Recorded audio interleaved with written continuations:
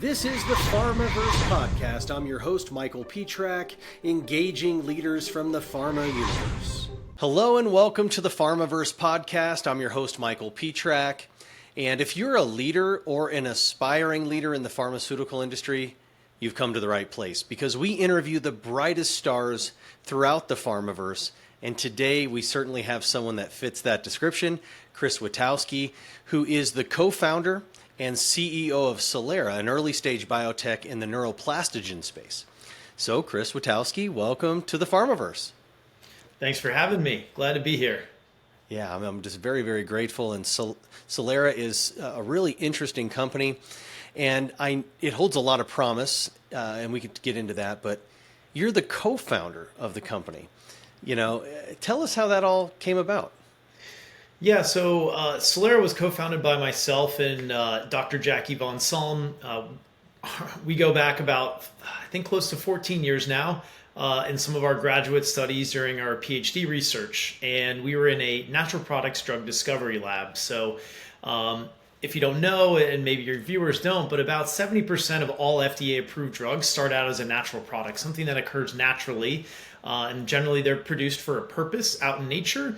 And a lot of times you can repurpose these into useful therapeutics. So that was really our PhD research. And, you know, we had always been interested in this sort of realm, what we're doing now at Solera, and we'll get into that shortly. But, you know, I would say this company is probably about, a decade plus in the making. And happy to share some of the origin stories and some of the research that we're doing.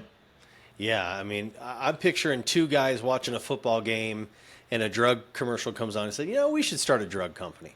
It wasn't that. It's two chemists, huh? Two chemists. Yeah, I think generally that's how you make good drug companies. You got to have the technical people to start it off. And we built a really good team around us, but couldn't ask for a better co-founder and colleague for 14 years now with Jackie.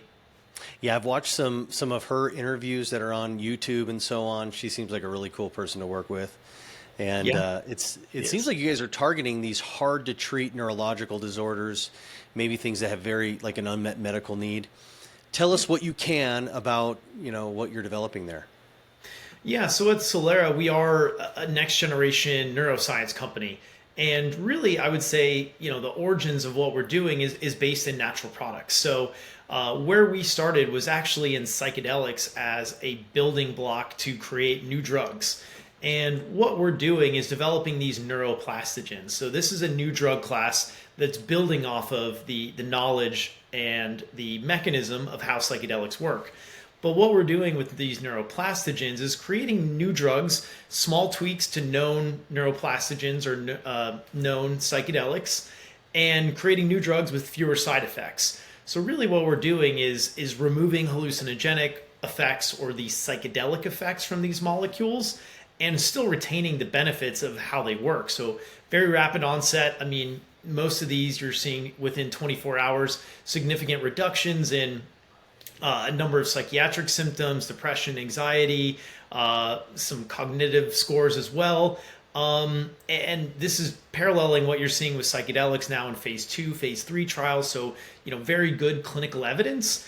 And really, this is how any drug development process works, is you get one drug on the market or close to it with an efficacious profile, and then you develop better drugs that remediate some of the side effects that you have with psychedelics, so that we're able to create take-home medications. So you don't have to undergo this 8-hour life-changing, in some instances, psychedelic effects, but there are a lot of comorbidities or a lot of people who maybe don't want to have this psychedelic experience, and there still is quite a bit of stigma in these traditional substances. So we're kind of taking a next generation approach with these neuroplastogens, which we're looking outside of the box a little bit from psychiatry into areas like neurodegeneration and dementias, which we think really holds a lot of promise for these types of treatments.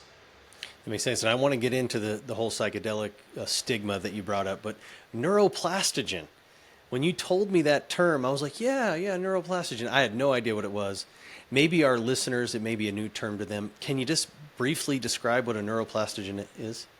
Sure, it's a bit of a mouthful, and it is sort of a new term now that you're hearing being circulated a little more readily. So, really, the premise of how these molecules work is on neuroplasticity. So, maybe this is a term maybe slightly more familiar, but if you really break it down, it's really rewiring your brain. So, there's a lot of things that you can do to increase neuroplasticity.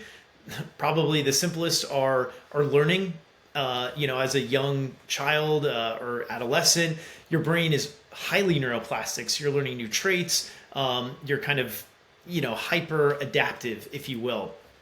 As you get older, you kind of fall into, traditional routines. And, the way a lot of people describe it is, think of it as like a snowstorm. You keep plowing your sleigh through and you get these troughs and you just keep following the same path. And for people with depression, for instance, you kind of have these negative ruminations and you kind of go into this cycle. So what these neuroplastogens and broadly what psychedelics do is kind of break these bad trains of thoughts, and you can actually create new neurological connections which have really long lasting benefits. And I mean, from clinical studies, you're looking at 70% remission in things like depression, PTSD, obsessive compulsive disorders. So kind of broadly, a really strong psychiatric potential within this drug class. And, we're kind of looking at it from one step further into things like neurodegeneration and dementia, and helping these damaged neurons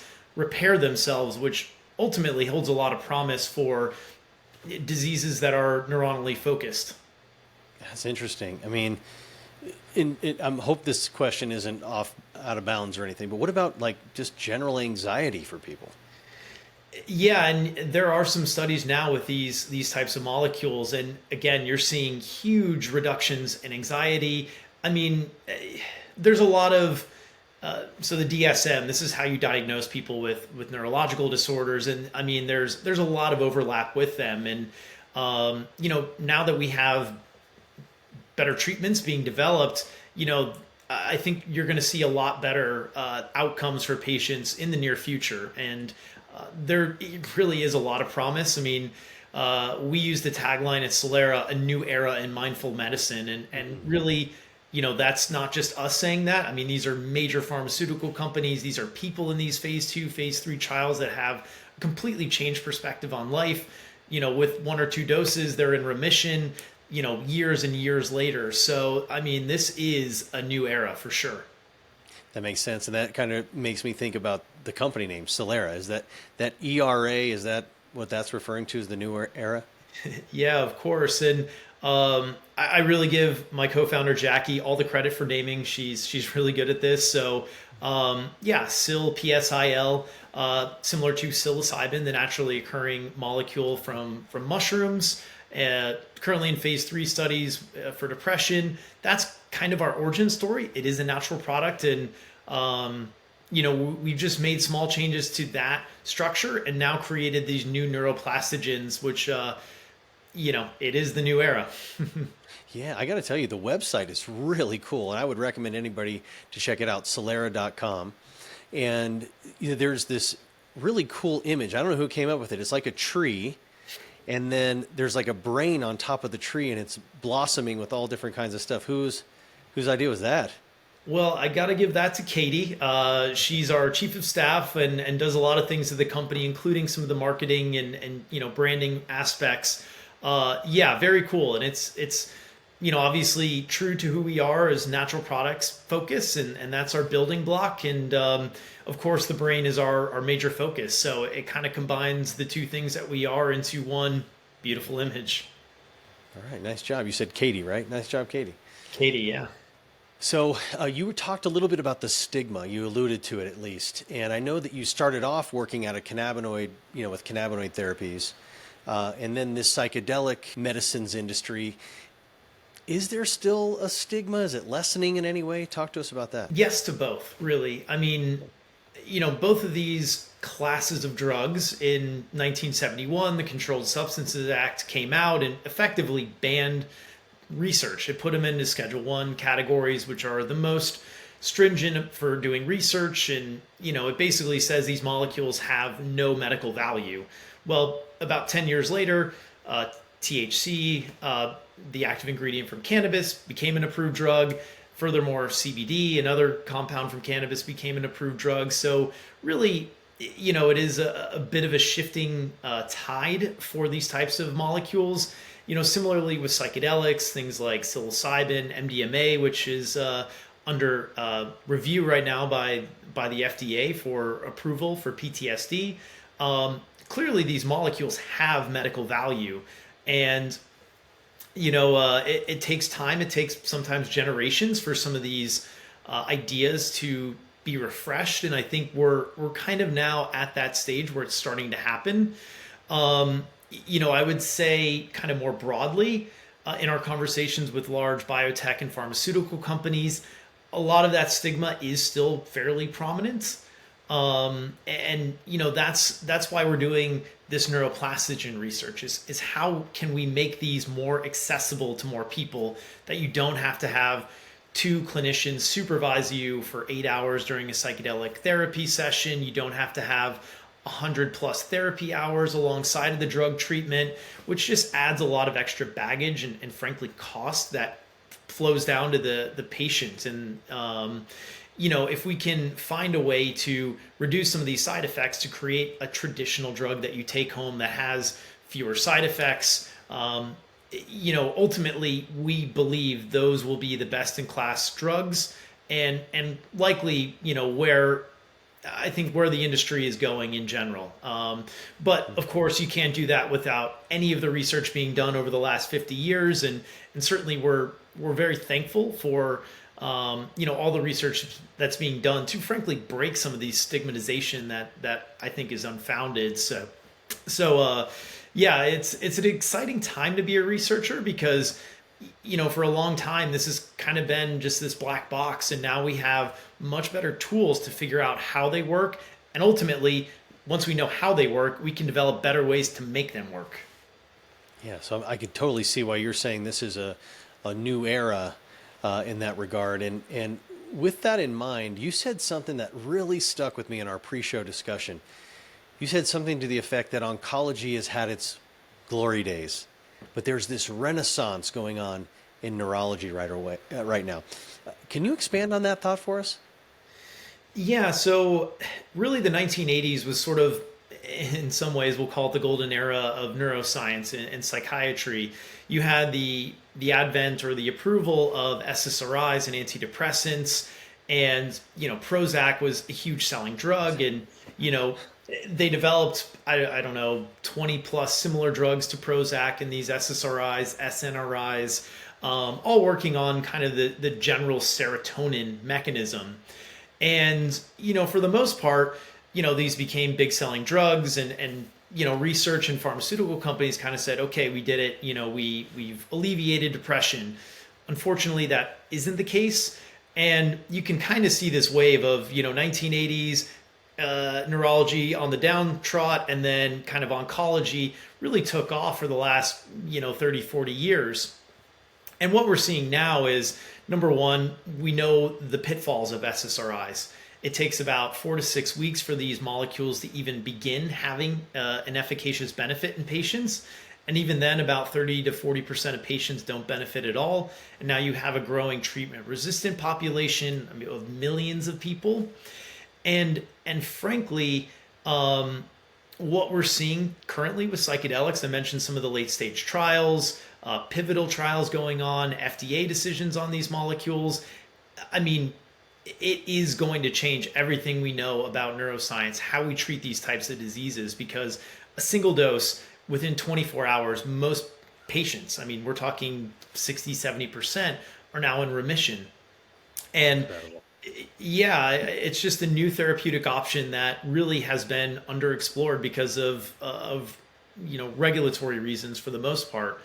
And when you're looking into areas like Alzheimer's disease treatments, we finally have new therapies on the market. We can debate whether or not those are ultimately useful, but having available treatments, ultimately they push the ball forward. They increase funding. They increase optimism for this type of treatment. And I think we're really going to see in the next 5, 10, 20 years a real bloom in neuroscience.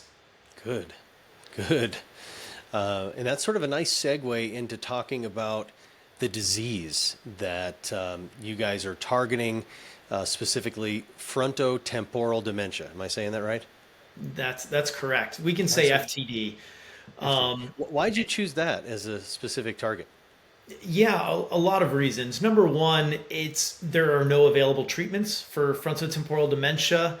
Even the off-label treatments, such as these SSRIs, antidepressants, to help control some of the symptoms, they have no clinical benefits. So ultimately, these patients, about 50 to 60,000 in the U.S. And about 1 million worldwide, have literally no treatment options.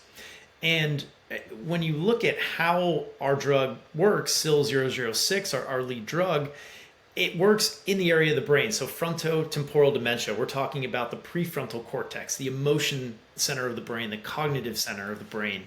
And you see atrophy of neurons. We talk about neuroplasticity, and really rejuvenating those neurons in the frontal part of the brain can have a really lasting impact on these patients.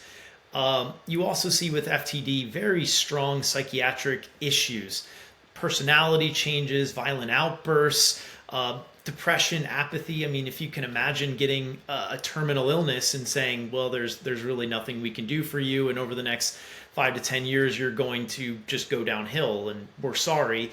For a lot of people, that's huge, and they fall victim to a lot of these, anxiety, depression, psychological issues. So you see a large number of patients that need a psychiatric benefit, and we believe that SIL-006 can provide that, but also the way the drug works on the neurons, we believe can have a really lasting impact to improve the quality of life for the patients as well as their caregivers, who, they have a big burden on their shoulders as well. And yeah, we're really excited to prove this out in the clinic soon. And we're all rooting for you, that's for sure. Are these patients typically older patients? It's an early onset disease. So generally speaking, most patients are diagnosed with FTD between the ages of 45 and 60. Before generally what you see with traditional dementias or Alzheimer's disease. And you may have actually seen some really prominent cases in the news recently with Bruce Willis. I'm sure most people know who that is. Wendy Williams, the talk show host. Even Robin Williams, I think he was a very prominent case who his wife actually wrote a journal article titled "The Terrorist Inside My Husband's Brain." And, for anyone to read that and understand a little bit what the not only the patient who has the disease, but the caregivers, what they're going through, I think it really provides a good picture for, what is going on with these patients and why we need to create new treatments for them. It's interesting you bring up Bruce Willis. He had like aphasia, right? Or something like that? Right. So when you look at FTD, it's sort of an umbrella, and there are a few sub-indications under it. Aphasia is one that affects your language.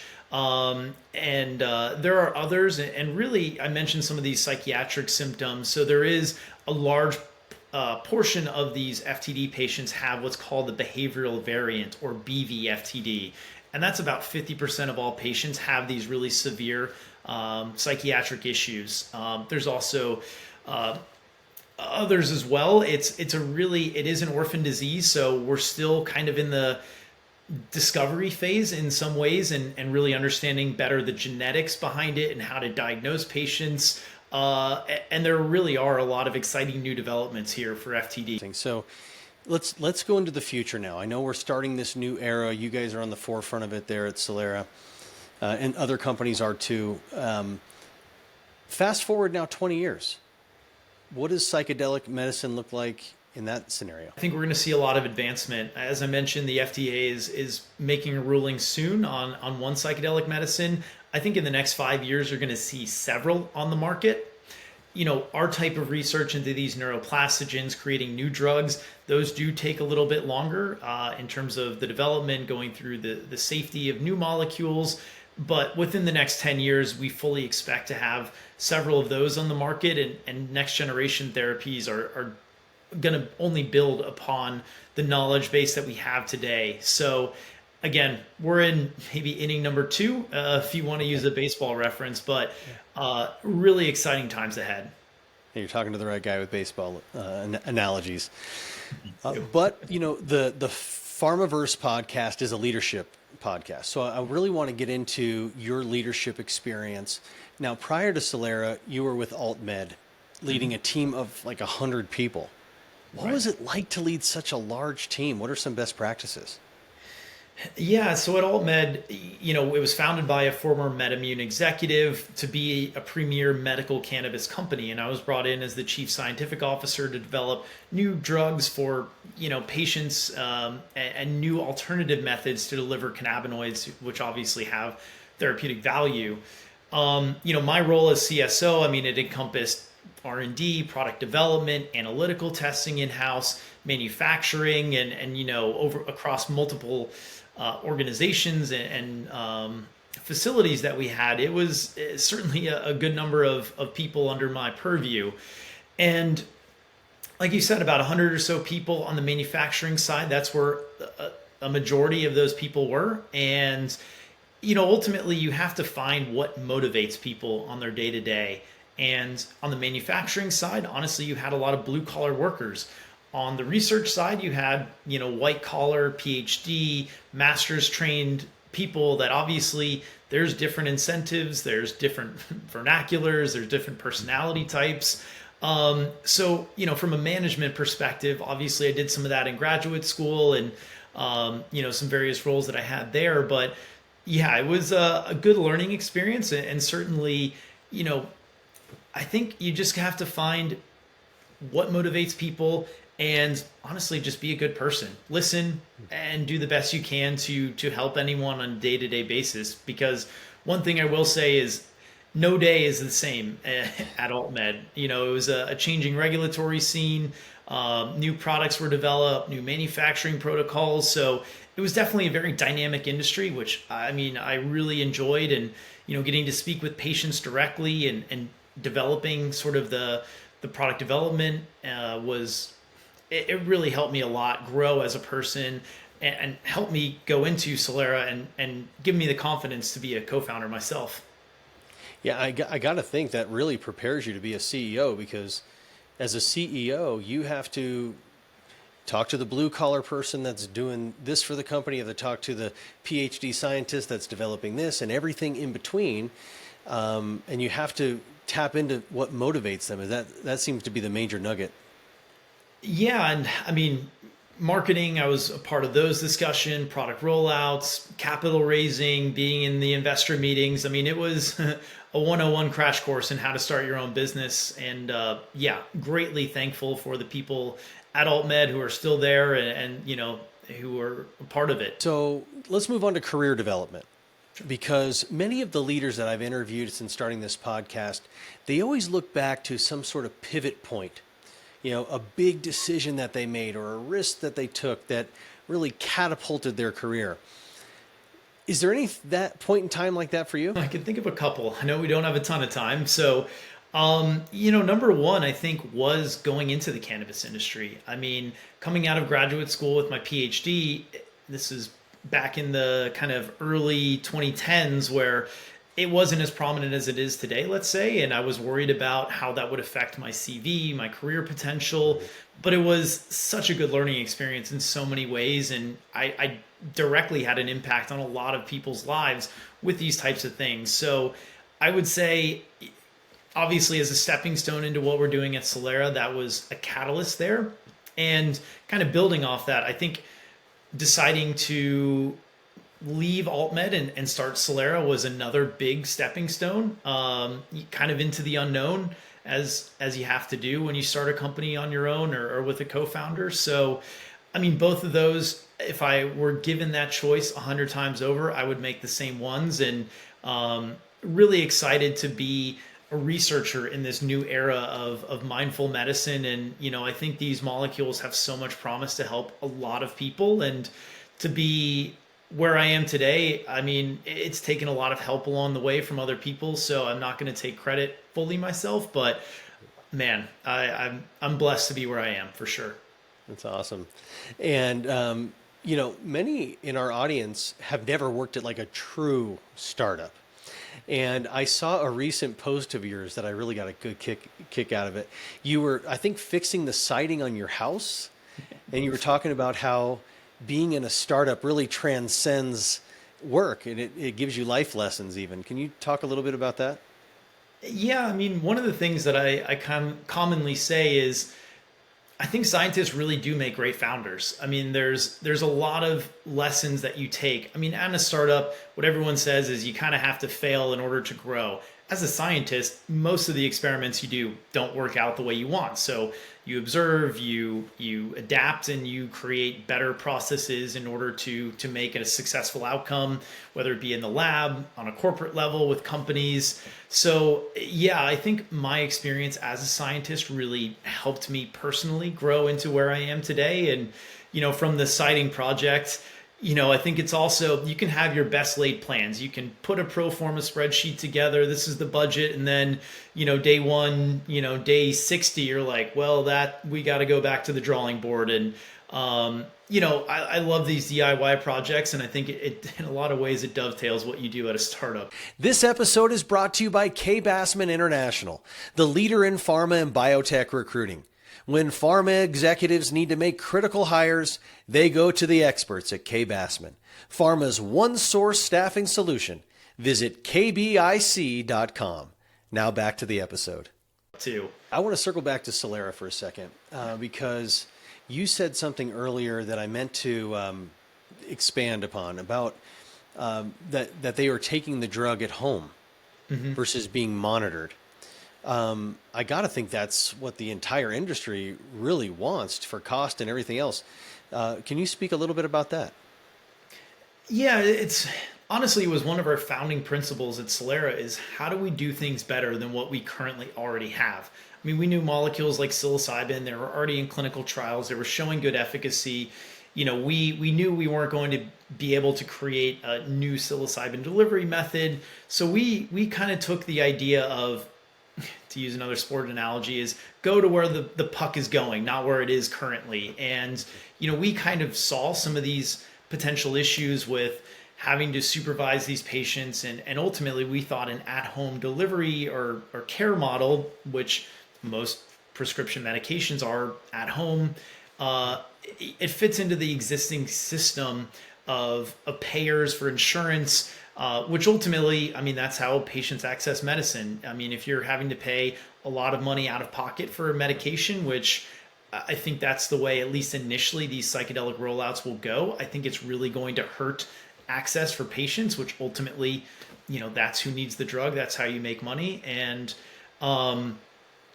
you know, I think that is one of our big differentiators. There are a few companies in the neuroplastogen space, but what we do on a platform side in terms of drug design, how do we build better molecules? That really is part of, I think, what makes us special, and having a very adaptive drug delivery, drug design is one of the key differentiators of us at Solera. And, you know, with SIL 006, having a really unique mechanism of action and going after dementias, which really in the neuroplastogen space, most people are stuck in psychiatry, not stuck in psychiatry, but focusing there. And we think there's really a big unmet need outside of psychiatry in these patients with dementia who can't access a traditional psychedelic. They have memory problems. They're prone to psychosis. You can't give them a traditional psychedelic because it's going to leave them worse off. So we look at this patient population as really crucial in terms of needing new therapies. And, you know, we think SIL 006 is really going to be a big help for them. Amazing stuff. And unfortunately, that's all the time we have. But everybody in the Pharmaverse, of course, thanks you. We're all pulling for Solera, the new era of mindful medicine. We wish you guys all the best.